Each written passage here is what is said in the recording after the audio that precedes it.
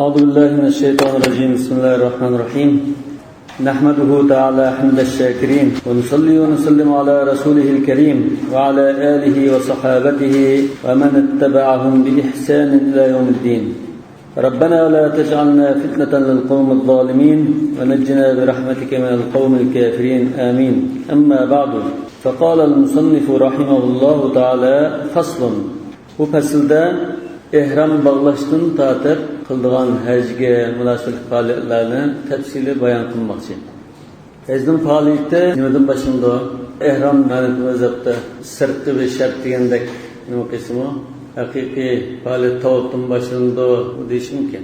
Lekin hajga borgan kishi hajdan oladigan ashmiga erishish uchun ihrom kirishdan xil burun buning tayyorlik qilish lozim.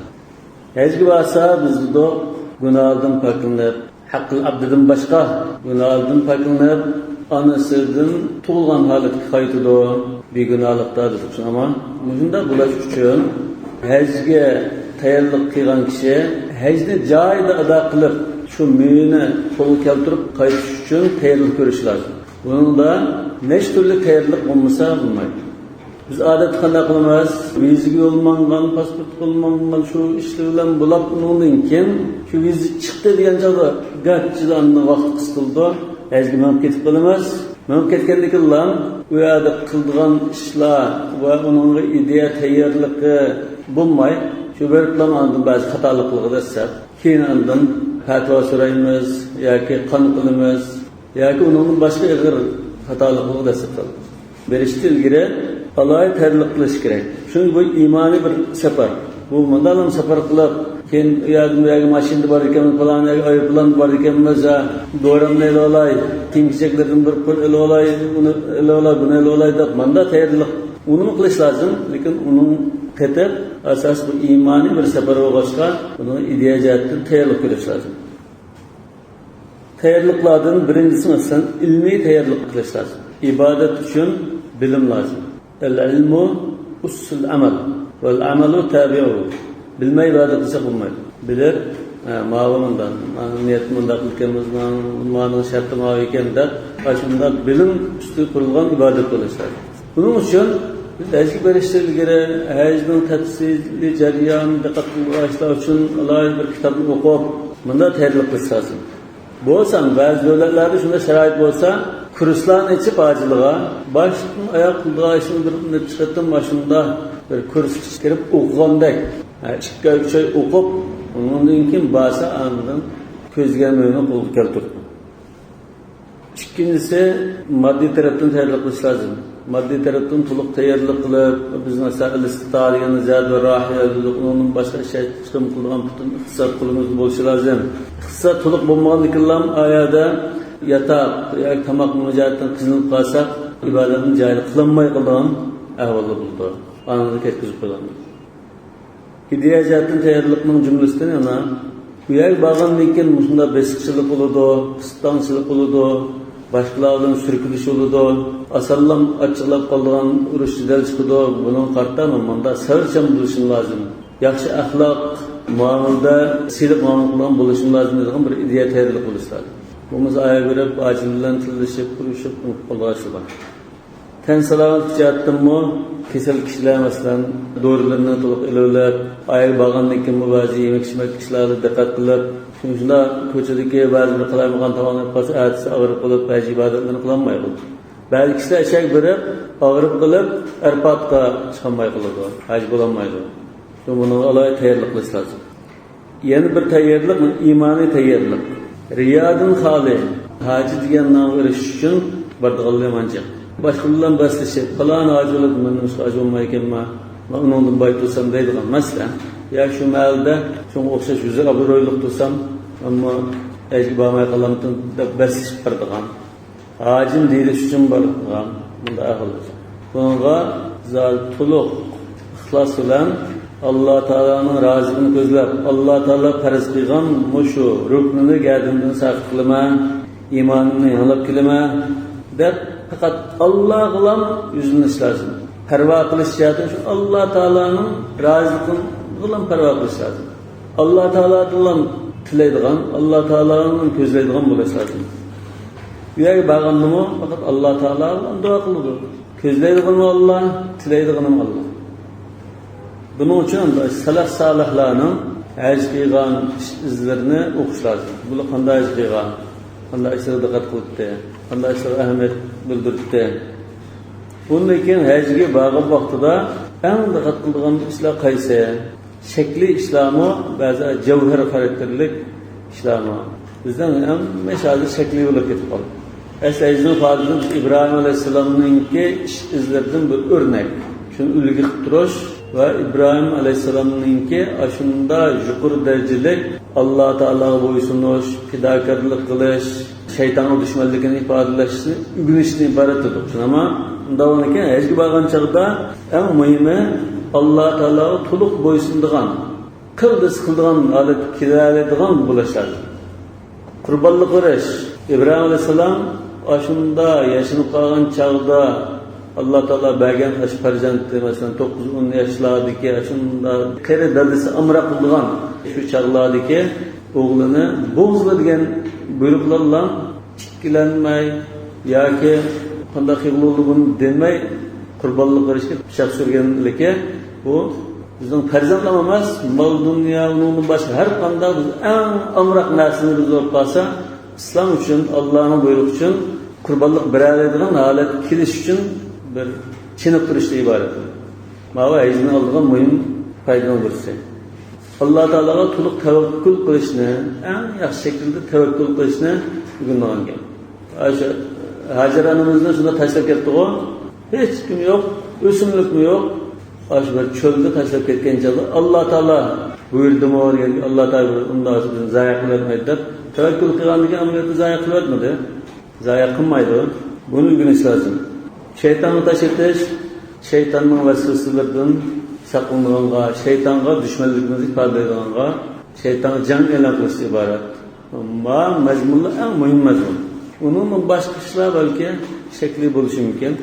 Lakin hecgi bağlan çağda muşu noktalarga Allah'a dikkat kıldığanğa imani teyyarlıklı bir işler.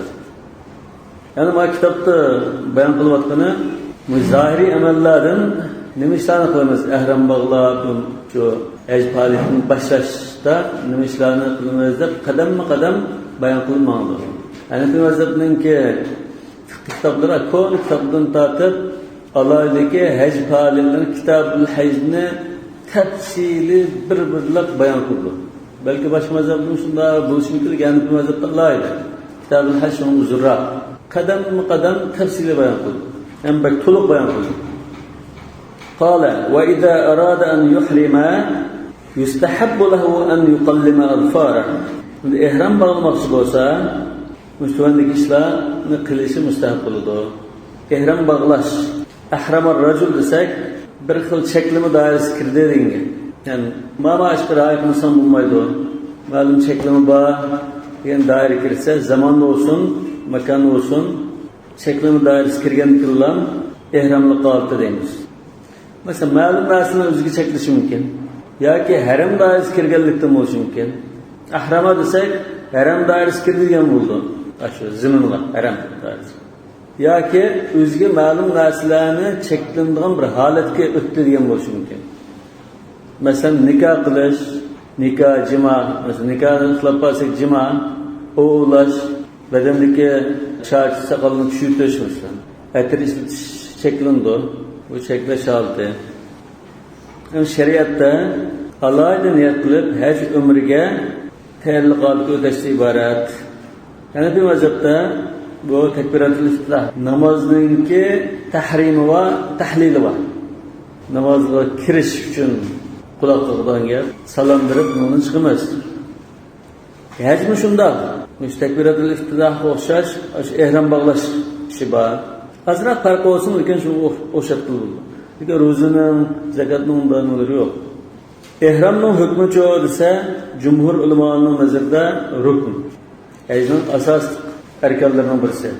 Töt rüknü var da kalsak, ihram bağlaş, tavaf kılış, sa'i kılış, erpat tuturuş, şu işlerden ibaret. Bazı ulemalar 5'te karaydı. Mesela Şafii mezhepte çatşı tutuştuğu rükünde karşı mümkün. Hanafi mazhabda bu al-ihrom dastlabda hajga qadam qo'yishda shart qilibdi-da. Lekin oxirga borib bu rukndek bo'lib ketadi. Shartun fil ibtida, ruknun fil intiha degandek. Bunda bir. Ya'ni bu shart sihha bo'lsin, lekin rukniga yaqin, ruknidek bir shart. Bundan keyin asosiy ulamolarning hammasi hajning bir rukni hisobida qaraydi buni. Ihrom bo'lgan chog'da niyat asas, mustahab ishlardan tirnoqlarni oladi. Burtini qirqidi, tushtasin bo'ldi. Burtni tushutish yoki qirqish qaysi afzallikda ulamoning qarashi ixtilof bor. Hanafi mazhabda tigidan tushutish afzal. Al-ihfa deymiz. I'fu al-liha wa ihfu ash-shawari. Ihfu degan tigidan tushutadigan bo'ldi. Ustiridan degan. Qasd degan al-jaz wal qas degan qisqartish. Sahih Buxoriyda ihfa kelgan. Abu Davud va Sunan kitoblarida jazza degan, qasd degan ma'noda kelgan. Shu ulamolar qaysi afzalligini topishadi. Qisqartish bo'lsin, kesish lozim deydi. Qisqartish afzal, tigidan o'y elitish bo'lsa, bizning mazhabda o'y elitish afzal deydi. Hanbali mazhabida shunday. Yo'q, odatda normal. Lekin ma islomda ihrom kirgan chog'da burungi vaqtlarda mesela ihromlik holatda bir oy yoki 20 kun yo 10 kun shunda ihromlik holatda ma'noqo. Ihromdan chiqmay 10 kun, 15 kun, 20 kun o'tib ketdi. Tugulan Madinadan nima ma'nosa, Zulhulayfadan ma'nosa Makka kelgicha ihromdan chiqib bo'lguncha 15 kun, 20 kun, 25 kun ketdi. Hatta ba'zi vaqtlar shu turayotgan jutida ihrom bo'lishi, mesela Hazreti İbn Umar Kudüs'ki İlyad'ın ihram bağlığa, mesela Irak'tan ihram bağlığı, ya ki bizden vatanımızdan birisi ihram bağlığı yaptı. Bir vaxtda 6 ay gitmişken, eski bağlı 6 ay, kayıtlı 6 ay. Yani hazır onda bulması mı mesela, hiç bulmasa, hazır şeraitten 2 gün, 3 gün, geçişi mümkün. Şunu da mı hazır, aşımın bulamayız. 3-4 gün ihram işi duruş, asan yapamaz. Yani aşımda bir hafta 20 gün tursa, o burutlu ösep, çarşlı paxtayıp, nayda bak ağır ahvalga kep qo'ldan geldi. O çağda çizimni yasab qo'ya, burtini qirqolay desa, qan kirdi dedi. Tekizlanmaydi o. Şuna ihrom kirishdan burun badan tozligini obdan qilib olib, pak zulab kirsa, bir haftagacha azroq burt o'sab qolsa, chesh o'sab qolsa, azroq siqildigan gap. Shuni onda tayyorlab qo'yib. Mustahab degan cho'qim degan gap yo'q. Va yahliq aanatahu avrat atrofini tazliqladi. Albatta masalan qo'ltiqi halqil ibtayna natfil ibtayn shunga o'xshash. Agar chechini tushirib yasab turadigan bo'lib qolsa, ihrom kirishlikda satrasi bir-birlab undan keyin kirsa yaxshi. Qala wa huwa al-mutawarathu. Yani bizden şu asr saadetdeki kattalarımızdan, salaflarımızdan ta hazır kadar kelgen iş mi şu? وَلِأَنَّهُ أَنْظَفُ لِلْبَدَنِ فَكَانَ أَحْسَنُ. Yani bir sebep, çünkü bu bedenini takımı tazlaydıgan bir iş. Bundan ki şu kıysa takım yaxşı buldu.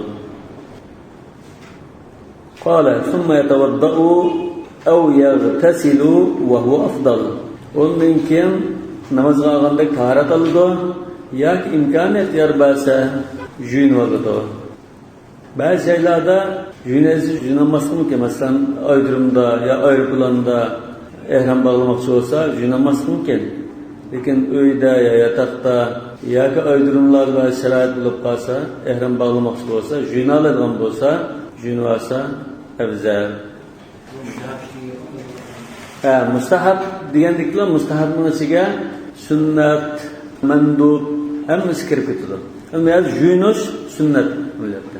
Tartibli yuyinish sunnat. Asli qarasanglar, Tirmiziy rivoyatiga hadis Zayd ibn Sabit radhiyallohu anhu annahu ra'a an-nabiy sallallohu alayhi vasallam tajarrada li ihlalihi wa igtasal va huwa hadithun hasanun. Undagi sunnat deymiz.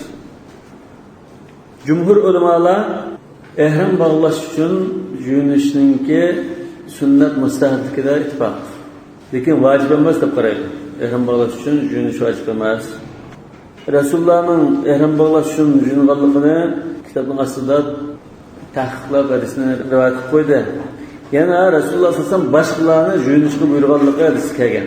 Masalan, أن رسول صلى الله عليه وسلم أمر أسماء بنت عميس رضي الله عنها وهي نفساء أن تغتسل عند الإحرام.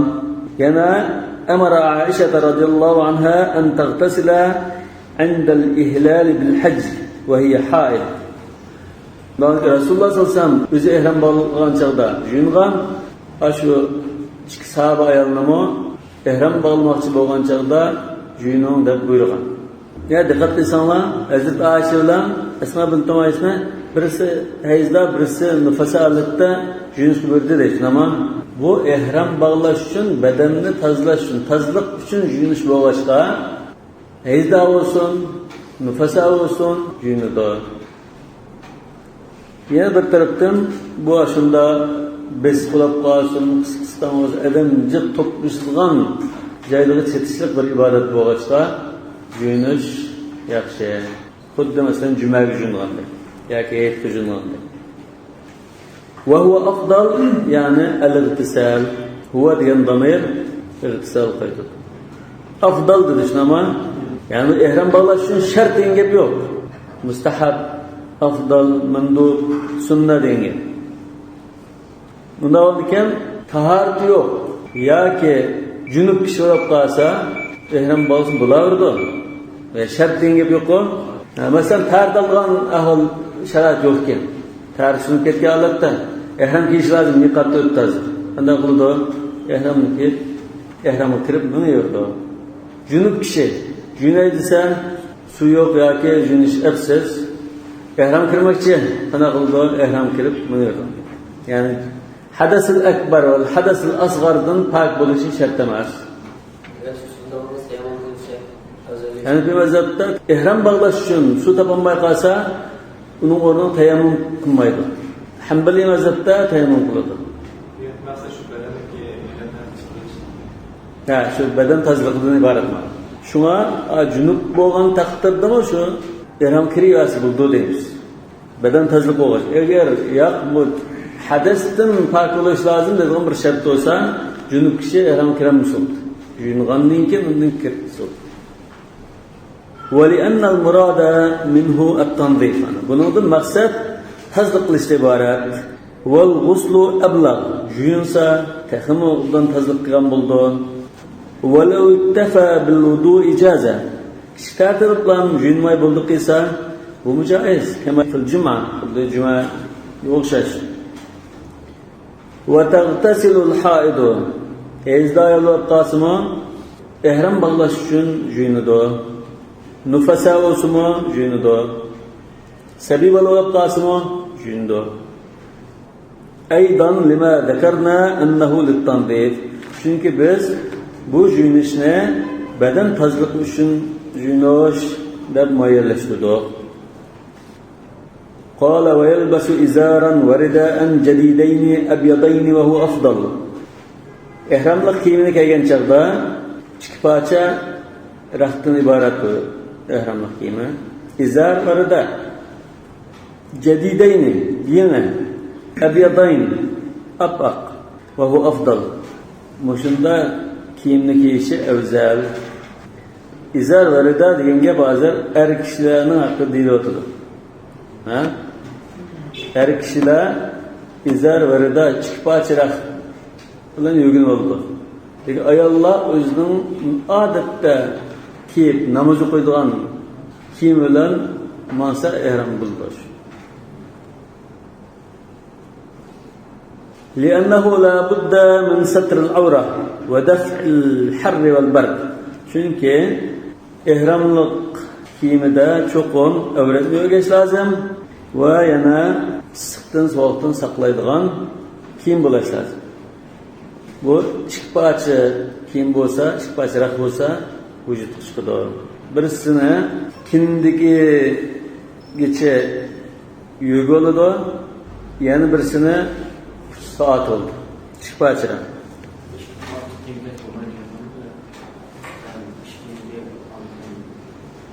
sünnetga xilof deyish mumkin. Ikki ortiq bo'lsa. Lekin to'nab qolsa, bir parcha ehromlikni yo'g'isi to'ng'an bo'lsa, qo'sh ehromlikni yo'g'isi bo'ladi. Sigir nasken bo'lmagan. Yo'q. Hech nima.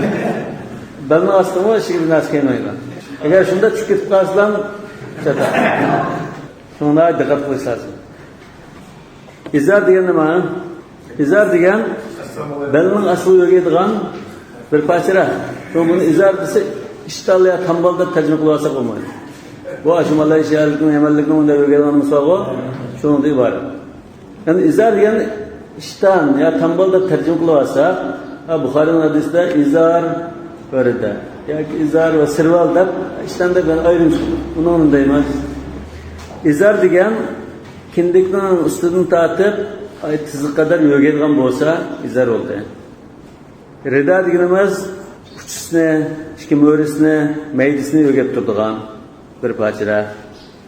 Yani uchisi yo'g'gan ridaning mana uchini ma belgi yo'g'gan izarning ichiga tiqibsa, yem turish uchun maydalanib chatoqli. Lekin izar va ridani tutashtirib tikayapmasdan, uni necha ilgaklardan ilib munda qilish toz yaxshi emas. Ba'zilar bu ehram shartga xilof deyish mumkin. Ya ba'zi makruh deyish mumkin. Shundan narsalarda qililish toz yaxshi emas. Yana bu ehram bo'lgan chog'da kitobda deyildi, lekin futuhi kashf deydi. İzar va rida va na'layn deydi. Ammo ayollarning ehromichi şu odatga namoz o'qiydigan, namoz o'qish durust bo'ladigan kiyimlarni kiydi. Ayollarning kiyimiga nisbatan bunda rangda bo'lishi afzal degan yo'q. Erlarnikida oq bo'lsa afzaldir. Lekin boshqa rangda bo'lsa joiz. Afzal degandan boshqa rangda bo'lsa joizinga. Masalan, orange olib qolsa mayli, yeshil olib qolsa mayli. Lekin ayollarning farqi hadis kelgachga la tantaqibul muhrima va la talbasul quffazayn deb kelgachga ayollar ehram bog'lagan chog'da odatda niqob taqaydigan, palay kiydigan bo'lib qolsa, yuzni yo'gash farz deb qarab, yuzni yo'gaydigan, qo'li palay kiydigan bo'lib qolsa, ehram bog'lagan chog'da yuziga niqob bilan palayni elitadi. Faqat namahram erlar ko'rdigan bo'lib qolsa, yani u niqob taqab palay kiymay, yuzi masamda rahilanda yo'g'ildigan vaqtliq da noqto. Akshu deb ketgandan unda qo'yib qo'ydi. Qo'lig'imi masalan yaraqimda yo'g'ildigan yuzbachi rahmat. Akshu deb ketgandan unda echitdigan bunda.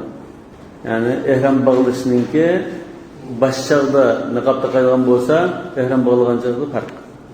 Yani bu mu yüzden avrat, yüzden ve alkanın avrat maskini göstermeyecek.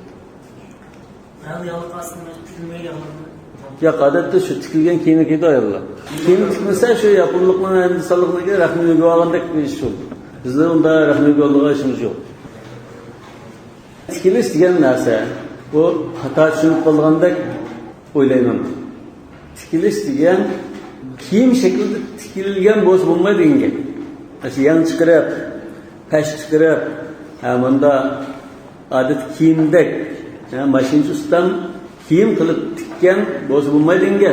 Lekin aşı rida ve izarının etrafını bükse, unda ba'lum ya tutashtirib, boshqa raq şekilde ishkirakni uğulgan boz, bulgun bunda.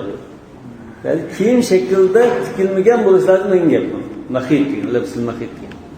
Bu ayollarniki maşinchi ustam tikkan kiyimi olsa bo'lardi. Adeti şu kundalik turmush kiydigan kiyimi şu. Yani o ayollarga unda erlarnikidek shart qilib qo'ysak, echilib qoladi. Bundan keyin ayollar ehram bo'lgan chog'da yuzni va qo'lni berish qadar uch qo'yish lozim. Namahram ko'rdigan bo'lib qolsa, bu ayolning odatda yuzni yo'g'aydigan bo'lib qolsa, ash namahram o'tib ketkicha vaqtlar ya ustidagi romanında tashlab turdi, nepiz bir narsa bo'lsa, pardidak yoki yog'liqningda qo'lni tutib turdi, yuzni yo'gab, qo'li g'umida rahna narsani yo'gab turdi, o'tib ketgandan keyin eshitdi. Lekin davomli bunda niqob taqib olsa bo'lmaydi. hadis xilaf. Yani muhakta emas. Mesela yatakta ayaküstü olması mümkün. Ya maşina çıkan çağda abduzlu olması mümkün. Ya ayollarning xas namoz o'qilgan yerida o'tirib namoz o'qiyotgan chog'da olması mümkün. Ya er kishilik ko'radigan bo'lsa va shu ayolning amal qilayotgan qarashi yüz avrat yo'yishim lozim degan bo'lsa. Amaliyotda jamiyatda yüz avrat emas degan qarash bo'yicha yüzünü ochiq qo'yib yuradigan bo'lsa, vajga borgandimi, shu ochiq qo'ydi. Yüz yo'ygash farz emas degan bo'lg'achqa. Yo'ygash farz desa, andan ashunda. Tavafında vaqtdan keyin yüzleşen yo'g'at ma'noda. Albatta, aksi bor. Yani yo'g'at ma'noda degan diqqat qiling. Bu niqob taqaydi degan gap emas. Ha? Niqob taqvazmi? La tantaqibul muhrima iniq Rasululloh niqob taqamaydi desa, niqob taqvasa bo'lmaydi. Lekin qanday qildi? Rasululloh sollallohu alayhi vasallam ayollari, azvaj mutahharalari aksida oldimizga o'tib qolsa, kunna sadalna. Bunda raq binasini da yüzümüzge tashlab qo'ydi. Lekin yuzga bunda chaqlashib turdi, yuzni yo'g'adigan narsa emas. Bunda bir pardadek bir narsa. To'ramolda. Ha, masalan, to'ramolda pardadek bir narsa. Ya buni ham diqqat qilish lozim. Dinning asosi nima qurilgan? Qil va qilma. Shu yerda siz bilan to'xtash lozim. Niqob taqma degan joyga taqmaslik lozim. Niqob taqa, yalqat degan joyga cho'qib qo'yish lozim. Hozir bu kishilar baynal ifrat va tafrid.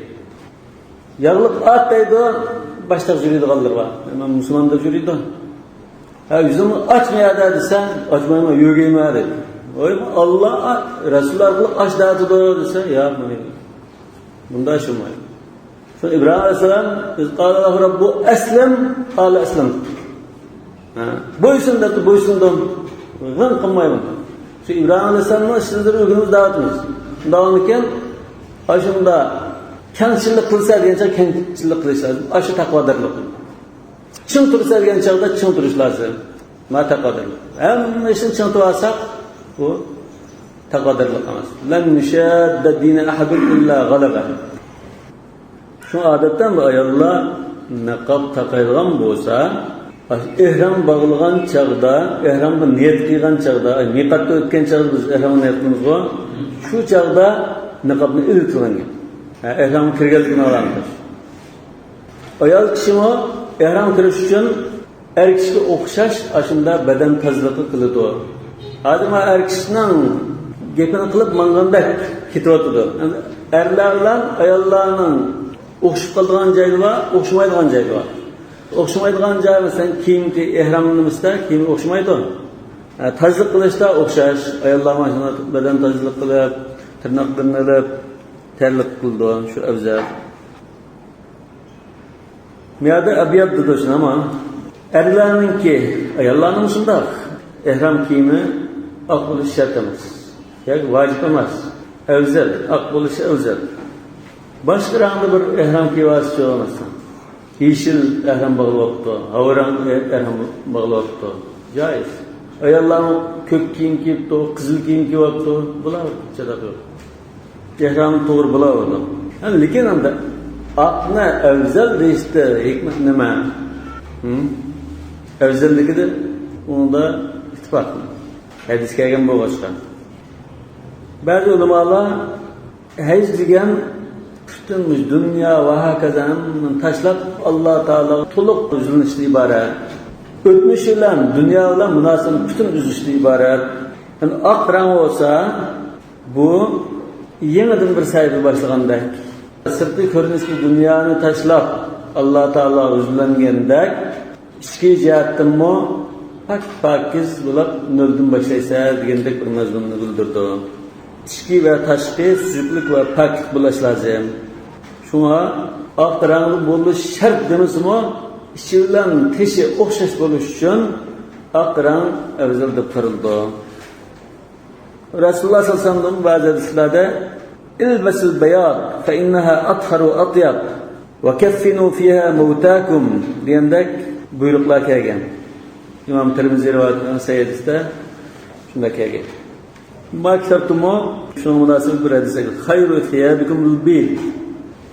Ve Nebi sallallahu aleyhi ve sellem ittazara ve irtada inde ihrami. Resulullah sallallahu aleyhi ve sellem ihram balgan çağda izar ve rida kaygan. Vel cedidani aqrabu ila an-nadafa. Yeni olab qalsa bu ham pakiz oldu. Burun kaygan olsa jüp kiydi. Qala ve law labisa thawban wahidan yastur awratahu jaza.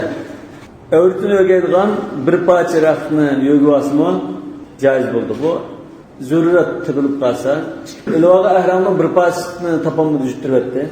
Bu yerde ehramlık seti olduğun dükkan binası yok. Daha sonra bir parça rahtını yögüvasımı buldu. Lihusulul maksud. Maksat ıda oğanlık. Ve yatatayyabu in vecede. Yatatayyabu diyen müşahada kuşkuyu sürtüdü. Kuşkuyu sürtüdü deyin. Nereye sürtüdü? Bedenini sürtüdü. Ehramlık dinlemez. Dikkat kılamam. Yani bu ehramda kiriştiki gibi, ehramın kirip boğan çağımaz. Ehramın kiriştin burun, mesela jüno, ehramlıkını kiymen diyen çağda, kuşbırak eter mesela. Meşki emberde geçen bedenge. O dağın suvatkenlikken bu bir hafta ehramda mansımı, o çağdaki etirler, kuşbırak cın etirler. Hazırma kımmetleri var mesela işte bir ayırıcı kurak durdu. Kurak ketmeydi.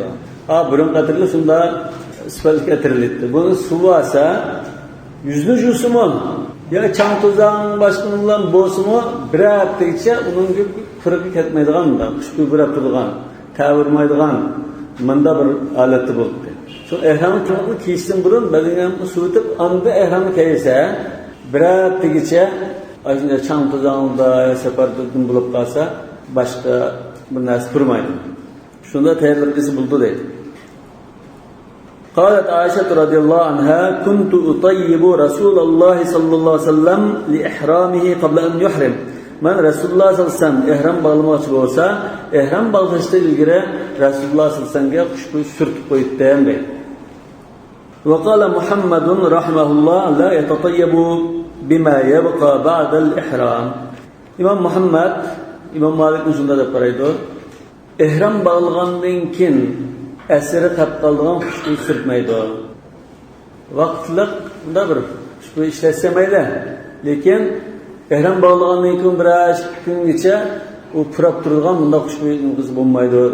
Nima uchun? Li'annahu kal mustamil lahu ba'dal ihram. Çünkü bu ihram bağlagandan kin mu etir işlerkende bo'lib qoldi.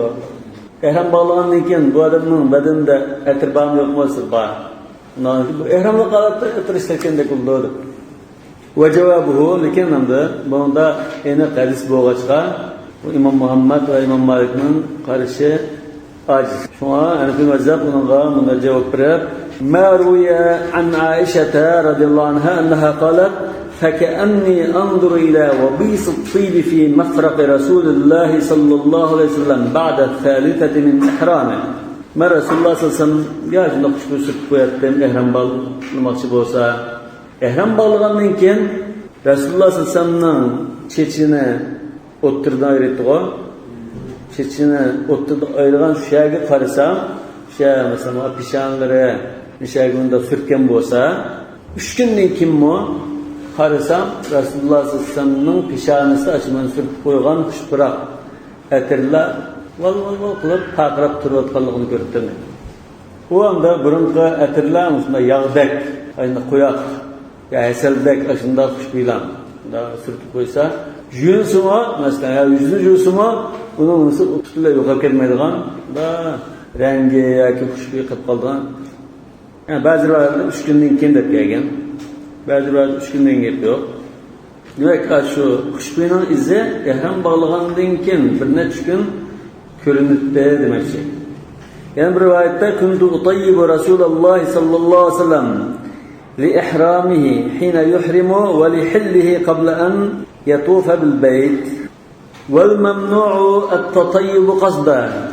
İmam Muhammed ve İmam Malik qarta bergan cevap birincisi eni hadis keldi. Şuna rad qilamiz. İkincisi ihramlı holatda cheklangani ihramni kiyib bo'lib qasdan atir suvsam ondan cheklandi. Yani ihramdan keyin, ihramdan ilgari emas. وهذا تابع لا حكم له. Yani bu ehram bağlaştın burun sürttür. Kim ehram bağlagandan keyin izi qap qalsa, va burun qishning bir qaldıqidek bir ahvol. Yenidan qiyga ish emas. Wa sar kama idha halaqa aw khallama adfarahu thumma ahram. Bu xuddi nimaga o'xshaydi desa, masalan, burtini shudutib, ya tirnoqni elotib ehram bağlasa, qarshi burti pak-pakes, tirnoqi o'y eliqli qildi-ku, izi qolgandek bir ahvol deydi. Qala va yusalli rak'atayn. Ehram bağlagan chaqda 2 rakat namoz o'qiydi. Rak'atay al-ihram deymiz. لأنه صلى الله عليه وسلم صلى ركعتين بذي الحليفة عند إحرامه. ما kitapta astığa eklenmektir. Resulullah'ın ki 2 rakat Zülhüleyfe'de ehram bağlagan 2 rakat namaz okudu deganne hadisine eklenmektir. Ama aslında Zülhüleyfe'de 2 rakat namaz okuganligini Tirmizi rivoyat qilgan, falan rivoyat qilgan mana hadis deyish lozim. Hamma hadisni tahrij qilyapti-ku. Bu İbn Umar radıyallahu anh'ın hadisi kelgan. Ve kana İbn Umar radıyallahu anh'a iza arada al-khuruj ila Mekkeh iddahana biduhnin laysa lahu raihatun tayyibatun thumma ya'ti masjid Zil Hulayfati fayusalli thumma yarkabu ve iza istawat rahilatuhu qa'imatan ahrama thumma qala hakaza ra'aytu an-nabiy sallallahu aleyhi ve sellem yef'al. Sahih Buhari'da kelgan. Yani şu Zülhüleyfe'de 2 rakat namaz okudu degan gap Buxoriyda kelgan. Lekin ehram bağlagan chaqda 2 rakat namoz o'qishning hukmi nima? Jumhur ulamolar sunnat deb qaraydi. Yani bu sunnat hozir namoz o'qish cheklangan vaqtda emas, boshqa vaqt bo'lib qolsa ehram bağlasang, ehram bağlash uchun 2 rakat namoz o'qisa, niyat qilgan chaqda ehramga kirish uchun o'qiydigan 2 rakat namozda ko'nglimda shunday niyat qilsa, bu tahiyatul masjid emas, yoki boshqa bir nafl namoz emas, ehram bağlash uchun o'qilgan namoz. Umar radhiyallohu anhu dedi: "Sami'tu an-nabiy sallallohu alayhi vasallam bi wadil aqiq yaqulu atani al-laylata atin min rabbi faqala salli fi hadha al-wadi al-mubarak wa qul umratun fi hajjatin." Sahih Buxoriyda kelgan. Biz kitob-i salatdimi rak'atay al-ihramning dalillerini o'sha hadis orqali bayon qilgan. Ya'ni sunnat namazda qatarda rak'atay al-ihram degan. Bu shu hadisda salli fi hada al-wadi al-mubarak va qul umratun fi hajja degandan az-zahir nima? Ihram bağlash uchun o'qiladigan 2 rakat namoz deb tushunamiz. Hanbali mazhabdagi ba'zi ulamolar ataydan 2 rakat o'qimasimi, lekin farz namoz o'qigan bo'lsa, shu namozning oxirida ehram bağlası bo'ldi. Yani bu yerda ataydan 2 rakat namoz o'qilsa mayli. Lekin masalan peshinni o'qibdi, ya asrni o'qibdi, ya bomdodni o'qigan bo'lsa, shu namozdan keyin ehramga kirsa bo'ldi. Namozdan keyin ehramga kirish nimasi bo'ldi deb qaraygan. Hanbali mazhabda. Chunki Rasululloh sollallohu alayhi vasallam ahalla dubura salatin deb Nasai rivoyat qilgan hadis o'g'ashqa qanday namoz o'qish bo'ldi? Nafl namoz bo'lish kerak emas. Farz namozdan oxirida ayrim 2 rakat namoz o'qimasmi, shu namozdan oxirida ehram bağlası buldu deb qaraydi. Nafl namoz o'qisak ehram bağlası. Ehramga kirish namozi deb bunda niyat qilamiz. Qala va yaqulu Allohumma inni uridu al-hajj fayassirhu li va taqabbalhu minni. Yani bu hajj mufradning ahkomlarini misol qilib da'vat. Bas umrga niyat qilsak umrini tilg'alimizga, nada hajj dedi. Hajj mufrad qilmoqchi bo'lgan kishi shunda deydi o'lmoqchi. Ey Allah, men hajni niyat qildim. Haj qilmoqchi. Menga oson qilib bersa, mendan qabul qilsa deb menda duo qildim. Mana shunga o'xshash duolarni kesib qildim. Umrga bormoqchi, qulaylashtirib bersa, qabul qilsa degandek duoni qildim. Li'annahu af'alun mutaaddidatun mushiqqatun. Chunki bu hajning faoliyatlari jiq ishlar bu. Tavof, sa'i, vuquf bi Arafa, Muzdalifada kechini o'tkazish, Minada qo'nash, shaytonni tashlatish, qurbonlik qilish, tavoful ifoda, jafoliq ishlar, jinini alqini olib qo'yib turib qilgan ishlar. Dastlab ketib qoladi. Ya'ti biha fi amakina mutabayina. O'xshamagan joylarda o'rinlaydi g'aybat. Mina, Arafat, Ka'ba. Fi awqatin muxtalifa. O'xshamagan vaqtlarda. Yawm at-tarbiya mina ochimiz, yawm Arafat turimiz. Şu günü kechsi Muzdalifa qaytib, Qunab, ertesi Minaga baramiz, bu yerda qolamiz ayyamut tashrih. Fes'alullah Teala et-teysir aleyh. Bu başka o'rinlarda ado qilgan qiyin ishlar bo'lg'achqa Alloh taoladan osonlik tilaydi. Diqqat qilsanglar, mishada yaqul deb ig'zoki deydi shunami? Bu ayqda va inna bi qalbihi ajzahu. Dilida aytib qolsa, u yetarli, mayli bo'libdi. Yahsul maqsud, chunki an-niyya mahalluha al-qalb. Lekin şu hajda ig'zoki niyat qilish kelgan. Masalan, namozda ig'zoki niyat qildim, o'tiraman degan talaffuz bin niyya. Masalan, ba'zi ulamlar bid'at ya g'ayr mashru deydi-ku. Lekin hajda niyat qilish kelgan. Labbayk deb to'lash yoki ashuni niyat qilish ig'zoki talaffuz qilib kelgan. Masalan, bir hadisda labbayk an shubrama desa, kim o shubrama desin bir nimamiz Aldılar özden ayet kılıp, onun için şükrümünü kıygan dedi-ku. Resulullah anlayan şunu labbayk an shubrama deganini. Ular aytgan o'sha haj va umrida ig'zoki deyish qilmoqchi bo'lganini, ig'zoki deyish sunnat. Resulullah sallallohu alayhi vasallam shunday kelgan. Masalan, Buxoriy va Muslim rivoyat qilgan hadisda Hazrat Anasdan Sami'tu an-nabiyya sallallohu alayhi vasallam yaqul labbayka umratan va hajja. Resulullah shunda ig'zoki dertgan. Lekin şu Resulullah'ın şu ibarenin özünü deyish lazımmı? Ya şunu yakın kıldıgan şu mazmunni ifadalagan başka ibarenin desin bo'ladi desa, başka ibarenin desin bo'ldi. Mesela bu kitapda kelgan ibara Resulullah'ın kelgan ibara emas. Bu hajni tilga olib, bir duo qilish iborat. Biz ihrom bog'lagan chog'da shuniga yaqin kıldıgan bir so'zni qiysa, ihromni kiyish bilan shuni yaqin kıldıgan bir so'zni qiysa, shu hisob qildi. Mesela ihromni bog'lablan niyat bunda narsa niyat qildim demisinmi? Labbayk Allahumma labbayk debaş labbaykni to'lab kessa esa. Takbir, tahlil, tasbih bunun to'lasimi hisob qildi. Yoki yo'lg'ish kessa, ihromni bog'lab, mashinaga o'tirib shu yurib kessa, uni niyat qilgan bo'ldi. Yoki shunda hadini taqlid qilamiz, ish orqali emas, shunda ishlarni birinchisi qilsa yetarli deydi. Yo'q, asas o'g'in nima? Niyat. Al-a'malu bin-niyya. O niyat ifadalagan so'zlar har xil so'z bo'lsa, shu niyatni ifodalasa bo'ldi. Qala wal awwalu awla. Yana shu izlan qilmoqchi bo'lgan ishni tilga olib turib, izlan ifodaligini shu avlar, shu mustahab, shu afdal. Rasululloh shu tildan shunda qilmoqchi bo'lgan ishni atgan. Wal akhrasu yuharriku lisanahu. Azalna chiqaray deb qolsa, gachi kishi bo'lib qolsa, tilni bunday müdillatgandek bir ishni bo'lsa, tildan o'qam. Boshqa tili saq odamlar o'zaki deydi. Walau nawa mutlaq al-hajj yaqa'u al-fard. Mutlaq hajni niyat qildi. Mesela haj farzmi yo naflmi deb o'qimay, haj qilmoqchi deblam. Labbayka bi hajjin debmiz. Shunda desa, buning qilgan haji farz hajga hisob qildi.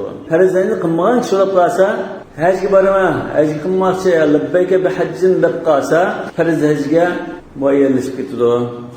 Tarjihan li janibi. Chunki farz ig'ir vasidir. Nafldan farz ig'ir bo'lsa, farzning niyat qilganligi muayyanlashidir. Va huwa zohiru min hala. U kishining ahvoli qarasak shu, hajni niyat qilmoqchi deymiz. Nima uchun? Li'anna al-aqila la yatahammalu al-mashaqqa al-'azimata wa ikhraj al-amwali illa li isqat al-fard. Çünkü bu haj qilmagan kishi bo'lib qolsa, buni nurg'un chiqimlarni qilib, nurg'un jafo, mushaqqatni tatib, niyat qilmaydi deymiz. Bu cho'qim shu farz uchun qildi deb qaraymiz. İza kana alayh. Gadinda da farz haj saq qilmagan bo'lsa, bu cho'qim farz hajni qildi deymiz. Va inna wat tatawwu'a ig'zoki aytman, nafl hajga mangdim deb iniq deb qolsa, vaqa tatawwu'a. Bu cho'qim nafl haj. Hatta mesela farz hajni qilmagan kishi bo'lsa, nafl hajni niyat qildim deb qolsa, bu nafl haj bo'ldi. Undan keyin ana farz hajni ayrim qilishimiz lozim. Nima uchun nafl hajga muayyanlashib ketdi? Chunki og'zaki aniq deganlik shu. Aniq o'zi nafl haj qilmadi dedi. Wal a'malu bin-niyya. İd la dalalata ma'at tasrih. Chunki bu yerda aniq deb tursa, yana biz boshqa maqsad qilgan bo'lishi mumkin demaymiz. Lekin ba'zi ibodat bormi? Muayyanlashib ketgan bir ahvolda, masalan, Ramazonda nafl ro'za tuman desimi, farz ro'zaga hisob bo'lib ketadi degandek ahvol bor. Ma'noda nimani aniq desa, shuni hisob bo'ldi deb. Summa yulabbi aqiba salati.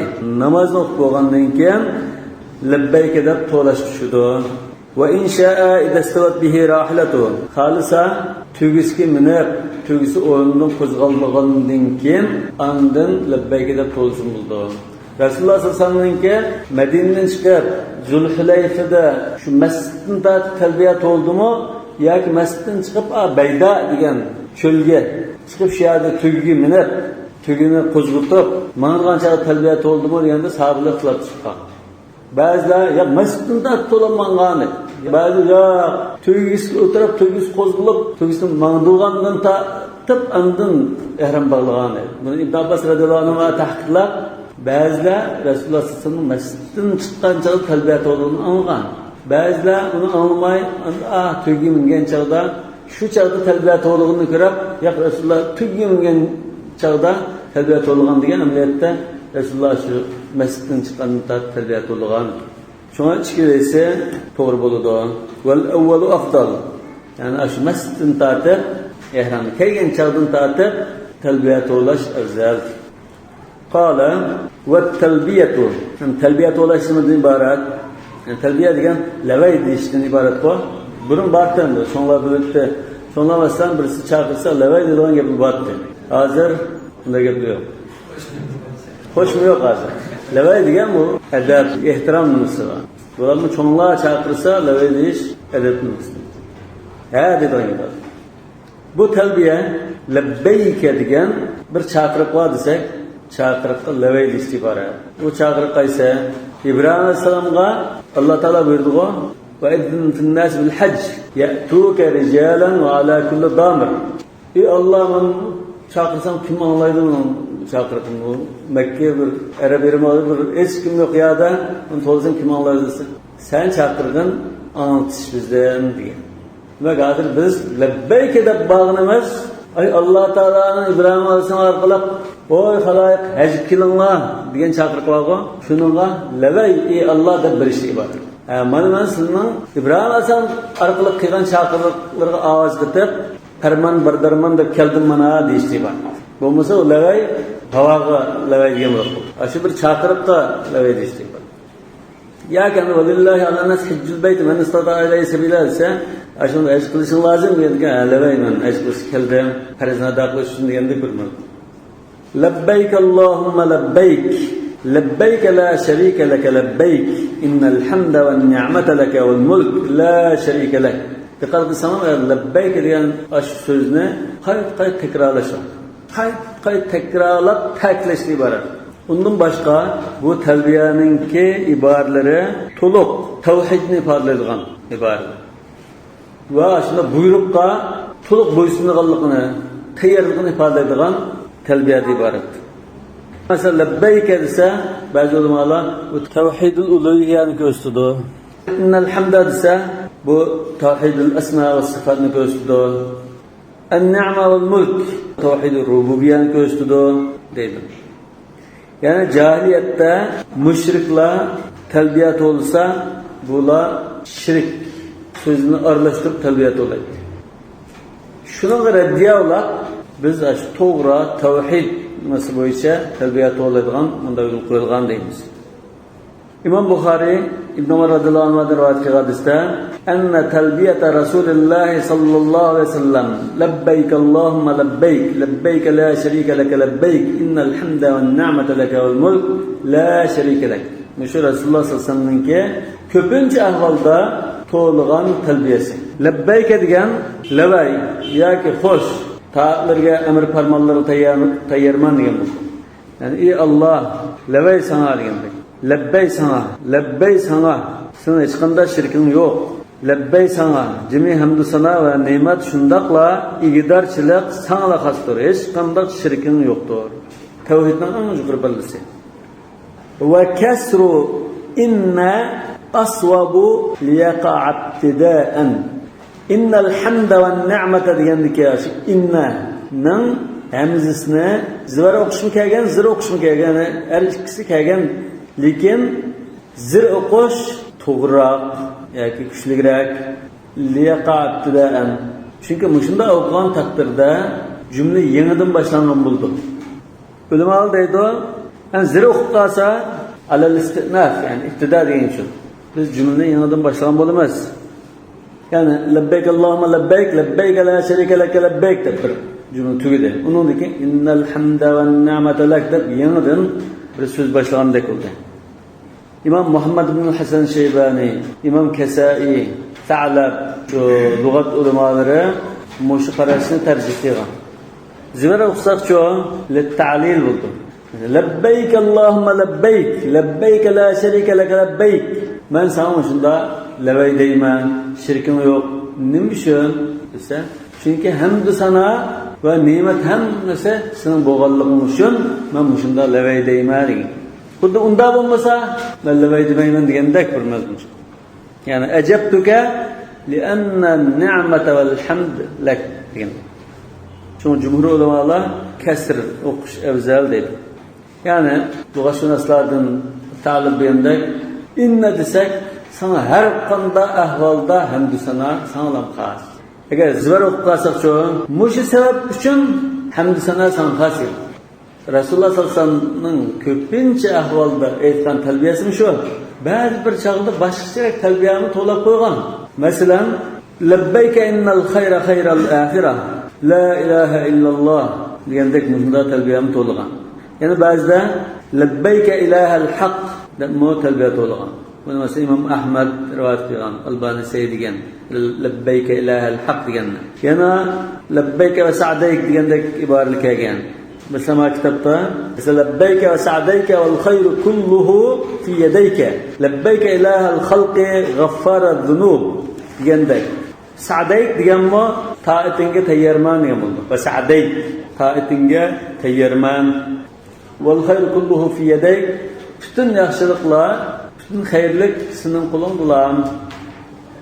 Yana Hazrat Umar radhiyallohu anhu boshqacharoq talbiya to'lgan. İbn Umar'ın başlayarak talbiya to'lgan. Masalan, Hazrat Umar "Aşhu labbayk Allahumma labbayk" demiş şu nimani deb qo'ygandan keyin oxirida labbayka marghuban aw marhuba, labbayka zan na'ma'i wal fadl al hasan deb manda talbiya to'lgan. İbn Umar radhiyallohu anhu labbayka labbayka wa sa'dayka wal khayru bi yadayka wal raghba'u ilayka wal amal degan. Raghba degan bir narsa degan chaqda yelinib tilash. Yelinib sandilan tilini deganday. Yana labbayka haqqan haqqa ta'abbudan wa riqqa degan. Rasulullahning ash talbiya to'lishi eng afzal shu. Uningdan boshqa shunda ba'zi sahoba kiramlardan kelgan talbiya shakllarini ketib qo'ysak bo'ldi. Qala va yarfa'u sawtahu bit-talbiya. Yani ulluk to'laydi dedik. Ulluk to'lashning hukmi hamma olimlarning qarshida sunnat. Sayyimus rivoyat hadisda kunna nasruhu biha suraha qad qalat labbayk Allahumma labbayk tasma. Qala sallallahu alayhi wasallam afdalul hajj al-ajj wa-thajj. Aynan eng afzali al-ajj wa-thajj dedi. Ajj degan talbiyani ulluk to'lash, thajj degan qurbonlikning kanini ixtiyash. Yani hecden en afzali talbiyani ulluk to'lab, qurbonlik qilib, bunda qilgan haj en afzalidir. Lekin ayol kishi bo'lib qolsa, talbiyani o'zi anlig'idek darajada ichidirek to'laydi. Ulluk to'lamaydi. Hamma olimlarning nazarida ulluk to'lamaydi. Qala va la yukhillu bi shay'in min hadhihi al-kalimat. Mushu Rasululloh sallallohu alayhi vasallamning talbiyasiga kelgan so'zlardan birini kam qilib qo'ymay, u ham bu ham qilmay, aynan to'laydi. Li'annaha manqulatun bi-ittifaq ar-ruwah. Chunki bu ravilarning hammasining ittifoq bilan mushunda naql qilingan, rivoyat qilingan.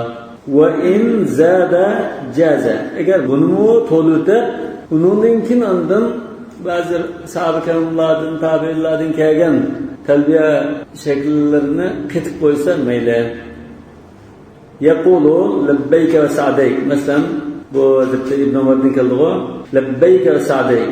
Labbayk Allah va sa'dayk degan Taatinge tayyarman. Wal khayr kullu fi yadayk. Barliq yaxshilik sening qo'lingda, sening ilkingda. Labbayka ilahal xalqi. Labay barliq mahluqotlarning ilahi. G'affara zunub. Günahlarni mag'firat qiluvchi. İlâ gayri dâlike mimma câ'a anis-sahâbeti ve't-tâbi'in. Ve şuna o'xshash sahoba tabi'inlardan, salaflardan kelgan talbiyalarni Rasulullohning talbiyasiga qatib qo'yish bo'ldi.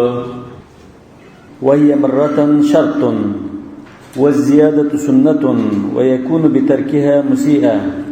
Talbiyaning hukmi, ya'ni fi mazhabda ihramning shartlarining birisi. Ihram bog'lash uchun talbiya shart. Lekin Hanefi mazhab ihramni ikki qanoti va bir narsaga o'xshash qilib qo'ygan. Niyat bo'lish lozim birinchisi. Cho'qim niyat bo'lish lozim. Innamal a'malu binniyat. Ikkinchisi ya talbiya bo'lish lozim. Talbiya bo'lmagan taqdirda shuning o'rnida zikr tasbihdak yoki ajillan billah ihrom bog'lab yo'lga chiqish yoki qurbonligini oldiga silib haydatmash yoki tuguning lo'kisini qanotib balgi qilish yoki bo'yniga bir narsa isib qo'yib taqlid qilishdek shunda bir talbiyaning o'rnida turadigan bir narsa bo'lishi lozim. Shu yerda vayya marratan shartun dedi. Bir qatam shu talbiyani aytish shart. Bir qatam talbiya aytmay yoki ihromni niyat qilganligi dalolat qilgan hech qanday bir ish sodir bo'lmasa o ihram emas. Davomida Hanefi mazhabda ihrom kirish uchun cho'qim niyat bo'lish lozim, ikkinchisi zikr bo'lish lozim deydi. Bu zikr nimadan iborat desa, talbiya yoki talbiyaning o'rnida turadigan unda tasbih, tahlil, takbir yoki ba'zi bir harakatlar. Masalan, talbiyaning o'rnida turadigan harakatlardan qurbonlikni aytmash, belgi qilish, bo'yniga esish degandek. Lekin niyat bo'lish lozim, uning bilan birga talbiya bo'lish lozim. Talbiyaning o'rniga talbiya bo'lmagan taqdirda uning o'rniga zikr va uning boshqa ishlar bo'lsin bo'ldi. Lekin niyat qilib bilan talbiya bo'lmasa, yoki talbiyaning o'rnida turadigan zikr yoki boshqa bir harakat bo'lmasa, o chaqda ihrom kirgan bo'lmaydi. Muhrim bo'lmaydi. Çünkü Allah Teala "Faman farada fihinnal hacca fala rafata ve la fusuqa ve la cidala fil hac."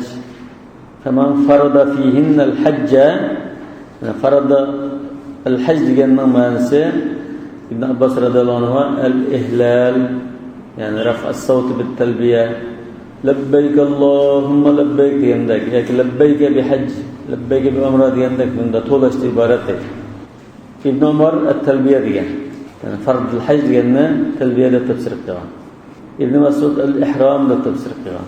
Hazrat Aisha la ihrama illa liman ahalla aw labba degan. Bunga mishada cho'qim niyat bilan talbiya bo'lish lozim. Yoki talbiyaning o'rnida zikr yoki hajga xos harakatlar bo'lish lozim deydi.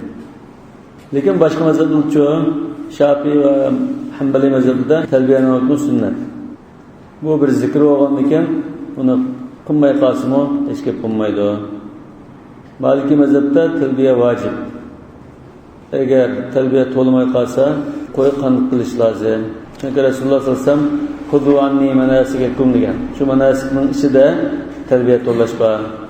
Bundan boshqa Hanefi mazhabda buni namozga quloq qoqqandek masalan takbir tahrimiga o'xshatdi-ku. Shunda bo'lg'achqa Hanefi mazhabidagi ulamolar buni agar arabcha to'lamagan bo'lsa, o'zining tilida to'lsin bo'ldi. Shuning tarjimasini desin bo'ldi.